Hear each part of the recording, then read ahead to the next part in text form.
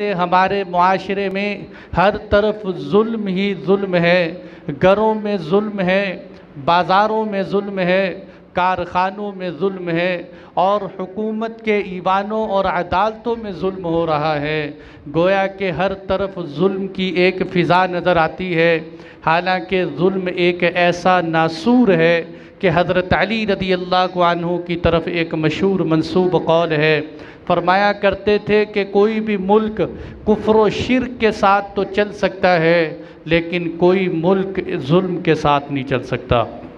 کوئی ملک ظلم کے ساتھ نہیں چل سکتا۔ اور علماء کرام نے لکھا ہے کہ ویسے تو ہر گناہ کی سزا ظاہر ہے آخرت میں ہی ملے گی، لیکن ظلم ایک ایسا گناہ ہے کہ جس کی سزا انسان اس دنیا میں اپنی آنکھوں سے دیکھ لیتا ہے۔ آپ بڑے بڑے جو ہے ظالموں کی ہسٹری پڑھ کے دیکھیے، آپ کو اس بات کا اندازہ ہوگا کہ ان ظالموں میں سے کسی بھی ظالم کا انجام اچھا نہیں ہوا۔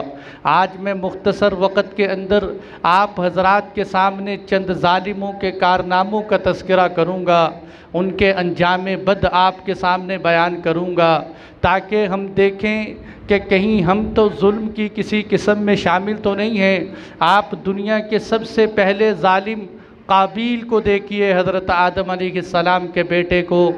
جس نے اپنے نیک پارسا بھائی حابیل کے خون سے اپنے ہاتھ رنگے، اور یہ قتل کرنے کے بعد اس قابیل کو ایک پل کا بھی سکون نصیب نہ ہوا، اس کے دل کے اندر بے چینی بڑھتی چلی گئی۔ اور پھر سب سے بڑھ کر یہ کہ عظیم والد، وہ والد جو آدم علیہ السلام دنیا انسانیت کے پہلے پیغمبر تھے، ان کی ناراضگی الگ مول لی اور اپنے بہن بھائیوں کو الگ ناراض کیا، اپنے دل کے سکون کو الگ برباد کیا، اور پھر جب قتل کرنے کے بعد اپنے بھائی کی لاش کو ٹھکانے لگانے کا مسئلہ آیا تو اب اس کو یہ سمجھ نہیں آ رہی کہ اپنے بھائی کی لاش کا کیا کروں۔ میرے دوستو، اگر اللہ کی ذات چاہتے تو اس کو القاء کر سکتے تھے، بتا سکتے تھے کہ اپنے بھائی کی لاش کا کیا کر، لیکن اللہ تعالیٰ کی ذات نے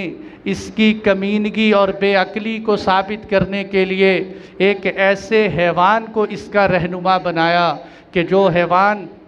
عام طور پر عیاری اور مکاری اور دناعت میں اس کو ضرب المثل کہا جاتا ہے۔ اللہ تعالیٰ نے ایک کوے کو بھیجا، فَبَعَثَ اللَّهُ غُرَابًا يَبْحَثُ فِي الْأَرْضِ لِيُرِيَهُ كَيْفَ يُوَارِي سَوْءَةَ أَخِيهِ۔ وہ کوا آیا، اور دو روایتیں آتی ہیں کہ کوے نے ایک کوے کو مارا، اور پھر مارنے کے بعد زمین کھودی، اور زمین کھود کے اس کوے کو اس کے اندر دفن کر کے دکھایا کہ اس طرح اگر کوئی مر جائے تو اسے دفن کر دیا جاتا ہے۔ اور دوسری روایت یہ ہے کہ مارا کسی کو نہیں تھا، بس زمین کھود کر دکھائی کہ اس طرح کسی کو دفن کیا جاتا ہے۔ اللہ تعالیٰ نے ایک کوے کے ذریعے اس کو بھائی کی لاش کو ٹھکانے لگانا سکھایا۔ پھر قابیل کیا کہنے لگا، یا ویلتا اعجزت ان اکون مثل ھذا الغراب، ہائے میرے اوپر افسوس، میں اتنا گرا ہوا ہو گیا کہ میں ایک جانور کی طرح بھی نہ بن سکا۔